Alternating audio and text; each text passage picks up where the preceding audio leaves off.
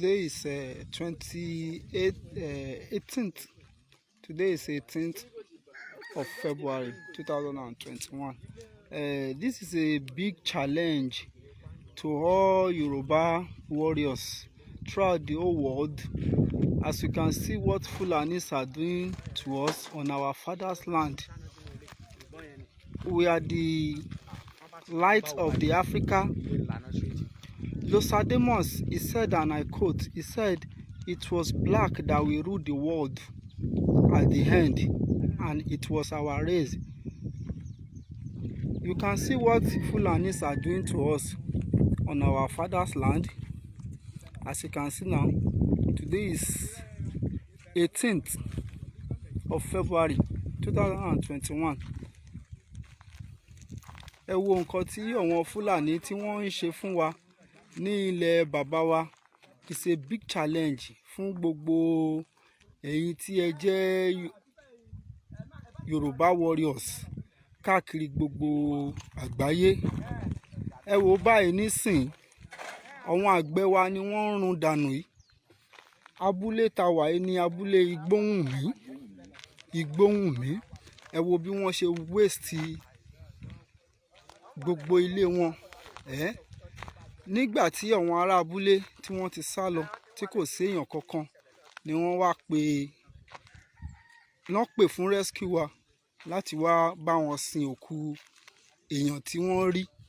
Àwọn tí wọ́n sọ́kò bá jà ọ́. Ẹ má jẹ́ kí ogun dúwọ̀lú o. Ẹ má sọ́kò. Ìgboro ti dàrú o. Wàhálà ti ṣẹlẹ̀ báyìí. Abẹ́òkúta la wà yìí o. Abẹ́òkúta la wà yìí nílé iṣẹ́ àwọ̀ o. Wàhálà ń ṣẹlẹ̀ gan báyìí o. Abẹ́òkúta lè lé ilé iṣẹ́ àwọ̀ lọ́nà bí ó rí o. Wàhálà ń ṣẹlẹ̀ gan o. Ìgboro ti dàrú o, ìlú ti dàrú o. Ẹ wo àwọn màálù àtàwọn Fúlàní náà sáré lọ báyìí o. Wàhálà ti ṣẹlẹ̀ o. Àti àwọn ibi táwọn màálù ti ń sáré bọ̀ gbogbo ọkọ̀ ọ̀rọ̀ ni o. Iléeṣẹ́ àwọn eléyìí o nídìí òrí o l'Abẹ́òkúta. Ìlú ti dàrú o.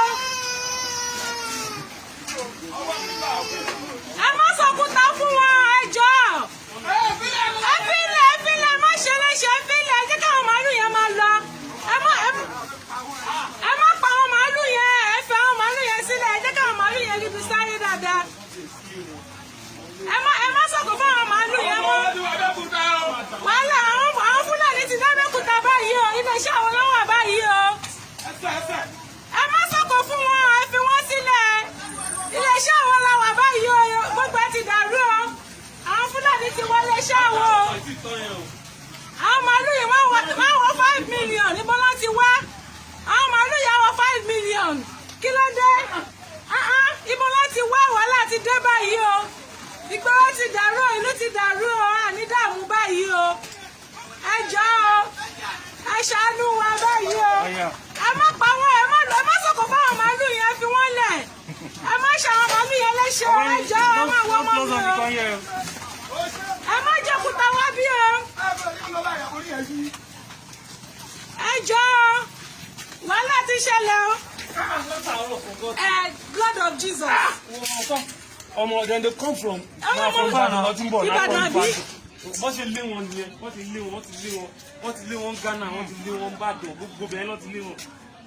Wọ́n ti dé South West ni wọn, lábàá ṣọ́ra gbogbo ká ló múra ni o. Ẹ wọ ilé ẹ̀ka mú màálù ká tiẹ̀ pa màálù ká jẹ màálù sí wa.